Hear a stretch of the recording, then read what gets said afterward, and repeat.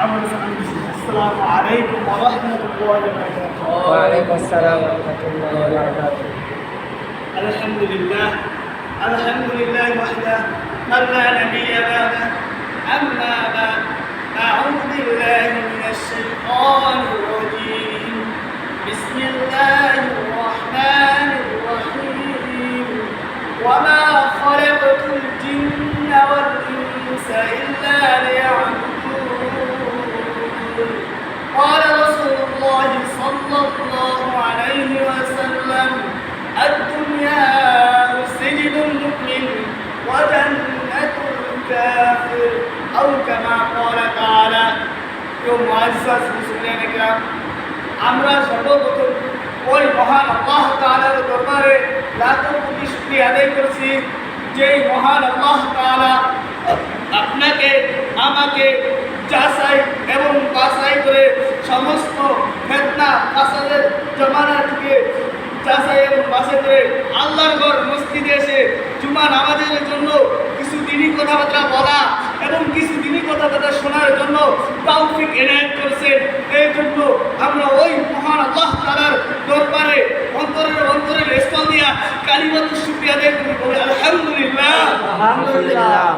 সম্মানিত হাজিরিন, আমি আল্লাহ তাআলার কোরআন পাকের মধ্যে 30 পারা কোরআনের মধ্যে 114টি সূরার মধ্যে সূরাতুল জারিয়াত 27 নম্বর পারা 2 নম্বর পৃষ্ঠায় 56 নম্বর আয়াতে আল্লাহ তাআলা বলেন: ওয়ামা খালাকাতুল জিন্না ওয়াল ইনসা ইল্লা লিয়াবুদুন। হে আমার বান্দারা, তোমরা শোনো যে দুনিয়ার ভিতরে আমি মানব এবং জিনকে সৃষ্টি করেছি শুধুমাত্র আমার ইবাদত করবার জন্য, আর দুনিয়ার যত মাখলুক দেখো সবই তোমাদের উপকারিতার জন্য। বলেন না সুবহানাল্লাহ। আর এবার আমরা বুঝি, খুব সহজে বুঝি রে ভাই, দোস্ত বুজুর্গ, মুরিদিয়ানে বাবারা, দেখেন আল্লাহ তাআলা সৃষ্টি করেছেন আমাদেরকে আল্লাহ তাআলার ইবাদত করার জন্য, ঠিক কিনা? আল্লাহ তাআলা কি করছেন? আমাদের সৃষ্টি করেছেন আল্লাহ তাআলার ইবাদত করবার জন্য। আর আমরা দুনিয়ায় এসা গায়রুল্লাহর মুহাব্বতের পিছে পড়ছি। আমরা দুনিয়ায় এসা আল্লাহকে ভুলা কোনো গায়রুল্লাহ অর্থাৎ কোনো ব্যক্তির মুহাব্বতে পড়া আমরা আল্লাহ তাআলাকে ভুলে গেছি, যার কারণে আমাদের উপরে এত গজব আর এত অশান্তি নাযিল হয়ে গেছে। বলেন না নাউযুবিল্লাহ। দেখেন কেমনইভাবে আমরা কোনো গায়রুল্লাহর মুহাব্বতে ঢুকে বসছি। আমরা সাধারণত বলে থাকি ধর্ম যার যার, উৎসব সবার। কি বলি? ধর্ম যার যার, উৎসব সবার। এই কথাটুকু একটু বাস্তব নয়। যদি ধর্ম যার যার হতো, উৎসব যদি সবার হতো, আমাদের এখানে ভাই অনেক মুসলমান আছে যাদের হিন্দু ভাইদের সাথে চলাফেরা আছে না? কি বলছি, আমাদের এখানে অনেক মুসলমান ভাই আছে যাদের সাথে হিন্দু ভাইদের চলাফেরা ওঠা বসা আছে, কিন্তু তাদের ধর্ম যার যার, কর্ম তার তার। কি? ধর্ম যার যার, কর্ম তার তার। এই জন্য ভাই দোস্ত বুজুর্গ, আমরা তো বলি ধর্ম যার যার, উৎসব সবার। যদি ধর্ম যার যার, উৎসব সবার হতো, তাহলে কেন তুমি তোমার হিন্দু ভাইকে কোরবানির গোশত খাওয়াতে পারো না? তাহলে কেন তুমি তোমার হিন্দু ভাইকে ঈদের নামাজে আনতে পারো না? যদি ধর্ম যার যার, উৎসব সবার হতো, তাহলে তুমি তাকে কেন রমজানের দিন ইফতার করাইতে পারো না? শোনো, তুমি যখন তাকে নামাজে দাওয়াত দিবা, ওই বিধর্মী ভাই বলবে যে আমার ধর্মে নামাজ নাই, তাই আমি নামাজ আদায় করছি না। তোমার ধর্মে নামাজ আছে, তুমি নামাজ করো। আমার ধর্মে নামাজ নাই, তবে আমার ধর্মে পূজা আছে, আমি পূজা করি, তাই আমি তোমার ধর্মে যাব না। তোমার আমার ধর্মে আসার কোনো কারণ নাই। ভাই, তবুও আমরা বেহাইয়া বেলজ্জার মতো তবুও আমরা সেই মন্দিরে যে পূজায় ঠাকুরদের নাড়ু খাইতে যাই, অর্থাৎ গুড় খাইতে যাই, পেশাব খাইতে যাই। এটা আমাদের লজ্জা নয়? মুসলমান তুমি কেন বোঝো না? তোমাকে তো আল্লাহ তাআলা সৃষ্টি করেছে আল্লাহ তাআলার ইবাদত করবার জন্য। তুমি কেন আল্লাহ তাআলার ইবাদত দিয়া কোনো গায়রুল্লাহর প্রেমে পড়া তুমি কেন আজ মূর্তির পায়ে সিজদা করতে যাও? তুমি আজ কেন হিন্দুদের সাথে ওঠা বসা? তুমি আজ কেন মুসলমান হইয়া নাড়ু খাইতে, এটি কিন্তু ঠিক না রে মুসলমান। ভাই দেখেন স্পষ্টভাবে বলেন, যদি ধর্ম যার যার হতো, উৎসব সবার হতো, তাহলে কোনো হিন্দু এই কথা বলতো না যে আমার ধর্ম উৎসব সবার, তাহলে আমিও মুসলমানদের সাথে বসকে আসি, বলতো না সবাই? আমার কথা কি বুঝতে পারছেন? যদি হিন্দুরা ঠিকই বলে যে ধর্ম যার যার, কর্ম তার তার, এই জন্য হিন্দুরা বলে, এই জন্য হিন্দুরা আপনাদের ধর্ম আমাদের ধর্মে আসে না, কিন্তু আমরা ঠিক বোকার মতো আমাদের ধর্ম থুয়া আরেক ধর্ম যায় সুসার মতো নাড়ু খাইতে, বলেন না নাউজুবিল্লাহ। তো ভাই আল্লাহ তাআলা স্বয়ং কোরআন মাজিদের মধ্যে বলে দিয়েছেন, কুল ইয়া আইয়ুহাল কাফিরুন, হে নবী আপনি কাফেরগণদেরকে বলে দেন, লা আ'বুদু মা তা'বুদুন, আমি যার ইবাদত করি তোমরা তার ইবাদত করো না, ওয়ালা আনতুম আ'বিদুনা মা আ'বুদ, এবং তোমরা যার ইবাদত করি আমি তার ইবাদত করি না। অর্থাৎ আমি যাকে আমার সিজদা দেই তোমরা তাকে তোমার সিজদা দাও না, তোমরা যাকে তোমার সিজদা দাও আমি তাকে আমার সিজদা দেই না। অর্থাৎ তোমরা যাকে ভালোবাসা প্রভু মানো আমি তাকে ভালোবাসা প্রভু মানি না, আর আমি যাকে ভালোবাসা প্রভু মানি তোমরা তাকে কি করো? ভালোবাসা প্রভু মানো না। এই জন্য তোমার ধর্মফল তোমার, আমার ধর্মফল আমার, এখানে কোনো অনেক পার্থক্য আছে। তবু তুমি আমার ধর্মে এসে বাড়াবাড়ি করো না, আমি তোমার ধর্মে যাওয়ার কোনো কারণ নাই। তবু আমরা বেহাইয়া বিলজ্জার মতো ধর্মে এক ধর্ম থিয়া আরেক ধর্মে দিয়া নাচানাচি করি, বল না নাউজুবিল্লাহ। দেখেন ভাই আফসোসের বিষয়, আর মুসলমানদের ইমান থাকা যেই রকম জরুরি, এই রকম আজ মুসলমানদের ইমান নাই। দুঃখের কলিজা ফাটে যায় ভাই। দেখেন আমরা মুসলমান হয়ে গেছি ওই বোকা বাঘের মতো, যেই বোকা বাঘ এক দেশে একটি বাঘ তার সন্তানদের খানা খাওয়াইতেছে, আর ওই দূর থেকে একটি লোক ফলো করছে, ওই লোকটি ফলো করে বলে যে এইখান থেকে একটি বাঘের ছানা নিয়ে আমি শিকার করব। তখন ওই বাঘটি যখন তার ছানাকে দুধ পান করাইয়া জঙ্গলে ঘাস খেতে যায়, তখন ওই লোকটি দূরের থেকে এসে একটা বাঘের ছানাকে উঠে বাড়িতে নিয়ে আসে। বাড়িতে নিয়ে আসার পর তখন ওই বাঘের ছানাকে লালন পালন করে, এখন দুধ পাইব কই? ভাবতে যে ছাগল আছে না, ছাগল চেনেন না সকলে, ছাগলের দুধ খাওয়া ওই বাঘকে লালন পালন করবো। এখন বাঘটা যখন ছাগলের দুধ খেতে যায়, ছাগল তখন গুঁতা দেয় বাঘকে দূরে ফালাই দেয়। তখন ওই বাঘ চিন্তা করে, ওই বাঘ আল্লাহ তাআলার কাছে কাঁদে, আমার তবে আল্লাহ তুমি আমাকে ছাগলের মতো শিং দিবা, আমি ছাগলের সাথে যুদ্ধ করতে চাই, যুদ্ধ করে দুধ খাইতে চাই, তুমি আমাকে একটু শিং দান করো। আচ্ছা আপনারা বলেন তো, বাঘ যদি সারাদিনও দোয়া করে আল্লাহ তাআলা কি বাঘের মাথায় শিং দিবে? বাঘের মাথায় যেমনই শিং দিবে না, তেমনই বাঘ একদিন ওই মালিক বাঘকে ছাগলের দলের সাথে ছেড়ে দিল। তখন একটা ছাগল বাঘকে এই দ্বারা থেকে গুঁতে দেয়, বাঘ ওই দ্বারা দেওয়া পড়ে, আবার ওই দ্বারা থেকে গুঁতে দেয়, বাঘ এই দ্বারা পড়ে। তখন দূরের থেকে বড় এক বাঘ দেখে লজ্জায় পাতানত হয়ে ছাগলের সামনে যায় এবং হুঙ্কার দিল, ছাগল সবগুলো পালিয়ে যেতে বাধ্য হইল। তখন ওই বাঘটিও ভাই পালিয়ে যেতে বাধ্য হলো, কিন্তু বাঘটিকে ওই বড় বাঘ তাকে খাবলা দিয়ে ধরে বললো, তুই কোথায় পালিয়ে যাস? ছাগল যেতেছে।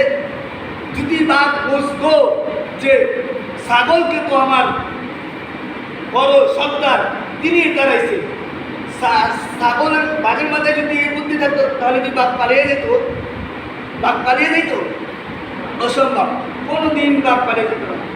যদি বাঘের না বুঝার কারণে বাঘ পালিয়ে যায়, তখন ওই বড় বাঘকে ধরে তাকে বলবো যে তোর ভালোর জন্য তো আমি তাদেরকে খাওয়া। ওই বাঘ বললো, তুমি পানিতে নামার ফলে ওই বাঘটা দেখে তার শরীর অনেক জিমছি। আর তোমার শরীর দেখেছো হ্যাঁ আমার শরীর দেখছি। তোমার শরীর দেখার পর তোমার শরীর কেমন একটা অনেক বড়, তুমি একটা গজন দাও, গজন দিল। তখন বড়বা তাকে শিক্ষা দিল যে তোমার শরীর হলো তোমার সিনার ভেতরে এবং জমানের ভেতরে। কিসের ভেতরে? সিনার ভেতরে এবং জমানের ভেতরে। আর ছাগলের শক্তি হলো, ছাগলের কি কিসের ভেতরে? সিংহের ভেতরে। কিসের ভেতরে ভাই? সিংহের ভেতরে। এই জন্য ছাগল তোমাকে কোথায় তখন বাঘ তার বুধ তার জ্ঞান ফিরে পেল। এমনভাবে মুসলমান ওই বাঘের মতো, সমস্ত কাফের বেঈমান ওই বাঘের মতো। দেখেন কাফের বেঈমানরা যেই মূর্তি বানায়, যেই মূর্তিকে পূজা করে, সেই মূর্তি কি কোনো কথা বলতে পারে? তার সামনে কিন্তু অনেক খাবার দিয়ে থাকে না? তার সামনে তারা বানিয়ে কত রকম আইটেমের খাবার দিয়ে হয়, তবু তিনি ওই মূর্তি যখন খাবার খাইতে পারে না, ওই মূর্তি যখন নিজের কথা নিজে প্রকাশ করতে পারে না, ওই মূর্তি যখন নিজের সাহায্য নিজেই করতে পারে না, ওই মূর্তির কাছে কিভাবে তুমি মানুষ বোকা হয়ে ওই মূর্তির কাছে চাইতে পারো? তোমার তো কোনো কারণে আমি দেখতেছি না। হে মুসলমান যুবক, তুমি দেখো ওই কাফের বেঈমানরা কত বড় অদম আর কত বড় বোকা, যেই মুক্তি তাদের নিজেকে নিজেই সাহায্য করতে পারে না, সেই মুক্তি কিভাবে তাদেরকে সাহায্য করতে পারে? তারা অসুবিধা। আচ্ছা আপনি আমাকে বুঝান, এখানে যদি একটা প্রভাবশালী ব্যক্তি এই গ্রামের মাধ্যমে তার তিনি বেঁচে আছে, তার কাছে একটা জিনিস চাই পাইবেন না? আর যদি তিনি মরে যায়, তার লাশটা যদি এখানে আইন ভাই আমাকে 1 বিঘা জমি দাও, আমাকে 1 বিঘা জমি দাও, সারাদিন চাইলে পাইবেন? সারাদিন চাইলে সম্ভব? তেমনই বুঝতে হবে কাফের বেঈমানরা নিজে বানাইয়া, নিজেকে খোদা দাবি করে, নিজে বানাইয়া ওই মাটির মূর্তিকে খোদা দাবি করে। ওই মাটির মূর্তি কেমনভাবে কোনো কিছু দেওয়া সম্ভব না। তোমরা শুনে রাখো মুসলমান, ওই মাটির মূর্তি দ্বারা কাফের বেঈমানরা কোনো কিছু তাদের দোয়া কবুল হয় না, তাদের দোয়া শুধু কবুল হয় কিছু মুসলিম উম্মাহ আছে যাদের দোয়া আল্লাহ তাআলা সরাসরি কবুল করে, এবং তাদের মাধ্যমে কিছু মুমিন বান্দা আছে, সেই মুমিন বান্দাদের জন্য কাফের বেঈমানরা শুধু খাইতে পারে, নাচতে পারে আর ঘুরতে পারে, এটুকুই তাদের চালাক, কিন্তু তাদের আখিরাতে জিরো জিরো জিরো। একটু ভাইবে রাখো মুসলমান। এই জন্য মুসলমান যুবক একটু শোনো, যে তুমি কোন ধর্মে আসো, যে ধর্মে আল্লাহ তাআলা তোমাকে কত শান ইজ্জত মান দিয়েছে, আর ওই ধর্মকে তুমি কেন বাঘের মতো বোকা হয়ে বসে আসো? তোমার শক্তিতে থাকবো জওয়ানে, তোমার শক্তিতে থাকবো শরীরে, তোমার শক্তিতে থাকবো ইমানে। হে মুসলমান যুবক, একটু তোমার মাথায় দিতে হবে যে তুমিও একজন মুসলমান, হযরত ওমর ফারুক একজন মুসলমান, হযরত আলী রাদিয়াল্লাহু তাআলা আনহু একজন মুসলমান। তাদের শক্তি কোথায়? তাদের শক্তি তোমার করতে হবে। আজকে থেকে প্রমাণ করতে হবে ধর্ম যার যার, কর্ম তার তার। কি ধর্ম যার যার, কর্ম তার তার। ধর্ম যার যার উৎসব বলে সবার ভুল হবে, ঠিক কিনা? ধর্ম যার যার, উৎসব তার তার। ধর্ম যার যার, কর্ম তার তার। বুঝাইছে? দেখেন কি ঈমান রাখতে হবে আমাদের প্রতি। দেখেন ভাই, সাহাবাদের ঈমান রাখতে হবে। সাহাবা হযরত হুযায়ফা রাদিয়াল্লাহু তাআলা আনহুকে নবী করিম সাল্লাল্লাহু আলাইহি ওয়াসাল্লাম রুমের দেশে দাওয়াত নিয়ে যেতে বললেন। তখন হযরত হুযায়ফা রাদিয়াল্লাহু তাআলা আনহু রুমের দেশে দাওয়াত নিয়ে গেলেন। রুমের বাদশার দরবারে বাদশার সামনে শিকল ঝুলানো দেখে হযরত হুযায়ফা রাদিয়াল্লাহু তাআলা আনহু সাহাবীদেরকে নিয়ে শিকল দেখে চাটি দিয়ে ফলাইয়া বাদশার দরবারে হাজির হয়ে গেলেন। তখন বাদশা বললেন, ইয়া হুযায়ফা, তুমি কি জানো না এই বাদশার দরবারে আসলে সিজদা দিয়ে আইতে হয়, অথবা রুকু দিয়ে আইতে হয়, অথবা মাথা নত করে আসতে হয়? তখন তুমি কি জানো না? তুমি কেন আসতো না? তখন ভাই দোস্ত বুজুর্গ লক্ষ্য করিয়া শুনুন, মাথা মেধা সব এদিকে দিয়ে শুনুন, এদিকে দিয়ে শুনুন, শুনলেন কিছু ফায়দা হতে পারে। এখন হযরত হুযায়ফা রাদিয়াল্লাহু তাআলা আনহু বলেন, হে বাদশা রুম, তোমার যত শক্তি হোক না কেন, তুমি তো আমার ওই আল্লাহ তাআলার চেয়ে বেশি শক্তি না, যিনি ওয়াজিবুল উজুদ, যিনি ছাড়া এই পৃথিবীতে কোনো শক্তি নাই। তিনি তো আমার সিজদার মালিক, তো তিনি একমাত্র আল্লাহ। আমার রাস্তা কেন আমি তোমাকে দিব, আমার মালিকের হক কেন আমি তোমাকে নষ্ট করে দিব। তখন রুমের বাচ্চা বুঝে গেলেন এত সাধারণ কোনো মানুষ হয়ে যাব, তখন তার বাবা মাতা পাগল হয়ে যাওয়ার ভাব। তখন মন্ত্রী সবাইকে নিয়ে বসলো, হে মন্ত্রীরা কি করা যায় এখন? তখন মন্ত্রীরা বললো তাদেরকে মেরে ফেলা যাক। তখন হযরত হুযায়ফা রাদিয়াল্লাহু তাআলা আনহু সহ অনেক সাহাবী কেরামদেরকে নিয়ে বসলো, অনেক সাহাবী কেরামদের নিয়ে বসে হযরত হুযায়ফা রাদিয়াল্লাহু তাআলা আনহুকে বললেন, হে হুযায়ফা, তুমি যদি তোমাকে শেষ জান দিলাম, তুমি যদি আমাদের ধর্ম কবুল না করো তাহলে তোমাকে যুবকদের হত্যা করব। তখন হযরত হুযায়ফা রাদিয়াল্লাহু তাআলা আনহু বলেন, হে কালবের রুম, হে রুমের কুকুর, তুই যদি আমাকে যুবকদের হত্যা করতে পারো তাহলে আমি কেন আমার আল্লাহ তাআলার জন্য হত্যা হইতে পারবো না। তখন হযরত হুযায়ফা রাদিয়াল্লাহু তাআলা আনহু অপমান, তখন কালবের রুম অর্থাৎ রুমের কুকুর বাদশা সহ্য না করতে পারে তখন ডুবাতেলের ব্যবস্থা করলেন। ডুবাতেল যখন গরম করে সাহাবীদেরকে ডেকে ডেকে ডুবাতেলে শহীদ করে দিতে চাইলো, ডুবাতেলে এক এক 10 জন সাহাবীকে ওই ডুবাতেলে হত্যা করলো। লাশ ফিনিশিং হযরত হুযায়ফা রাদিয়াল্লাহু তাআলা আনহুকে হত্যা করা ফিনিশিং। তখন দেখে হযরত হুযায়ফা রাদিয়াল্লাহু তাআলা আনহুর চোখ দিয়ে গড়গড় করে পানি পড়ে।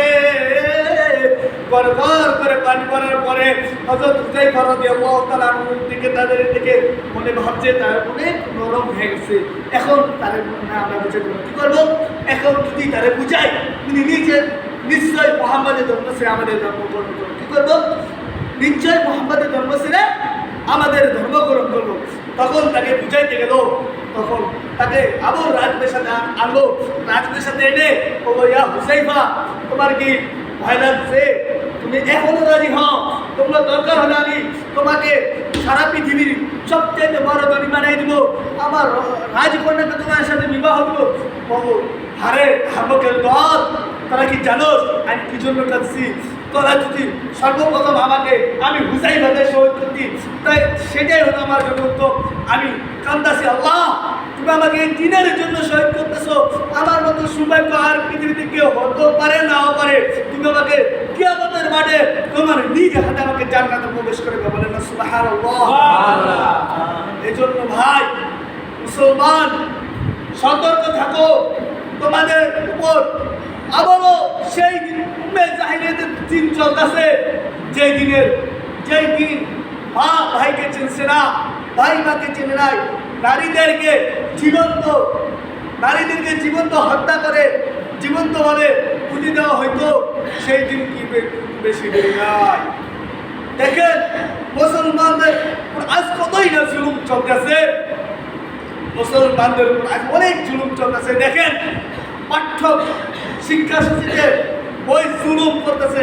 দেখেন আগে হযরত ফোরের মধ্যে হযরত ওমর রাদিয়াল্লাহু তাআলা আনহুর জীবনী ছিল, যারা ফোরে স্কুলে পড়ছে আগে তারা বুঝতে পারবেন। এবং বইতে ইসলামের অনেক বই জীবনী ছিল, কিন্তু বর্তমানে ইসলাম যে বইটা দেয় স্কুলে, ওই বইটার মধ্যে ইসলাম আল্লাহ তাআলার নামের পাশাপাশি বুদ্ধিদের সুবিধা বলেন না, নাউযুবিল্লাহ। এই জন্য আমাদের কি হতে হবে? সতর্ক হতে হবে। বর্তমান জমানায় অনেক ধরনের ফিতনা বেরিয়েছে, এই ফিতনা হয়তো আমাদের কি সতর্ক হতে হবে। কি হতে হবে? এই ফিতনা হয়তো আমাদের কি সতর্ক হতে হবে। আমরা যদি এই ফিতনা হতে সতর্ক না হই, তাহলে আমাদের গুমরাহ করার জন্য কে রাখলে না, আমরা নিজেরা কি হয়ে যাবে। এই জন্য ভাই আপনার বেশি না, আপনি কাল কিয়ামতের ময়দানে দেখেন, কিয়ামতের ময়দানে যখন সূর্যটা মাথার এক বিগত উপরে আসবে, তখন আমাদের অবস্থা কি হয়ে যাবে বলেন? সূর্যটা কত মাইল উপরে না বর্তমানে, এতে রোজে আমাদের অবস্থা খারাপ হয়ে যায়। আর যদি কিয়ামতের মাঠে ওই সূর্যটা মাথার এক হাত উপরে থাকে, তাহলে মাথা পদগুলি গয়লা নিচে পড়বে, নিচে তামা হয়ে যাবে। তামার মধ্যে কি হবে তারা? এই সবাই ইয়া নাফসি করবে। বাবা ভাই ছেলেকে চিনবো না, ছেলে বাবাকে চিনবো না। কি কারণে চিনবো না? নেকি যার হারে ইয়া নাফসি হারে করতে হবে। এই জন্য আপনার আমার আবদার যে আপনার ছেলেকে ডাক্তার ইঞ্জিনিয়ার বানান, আমার কোনো আপত্তি নাই, তবে ইসলামী জ্ঞান আপনার ছেলের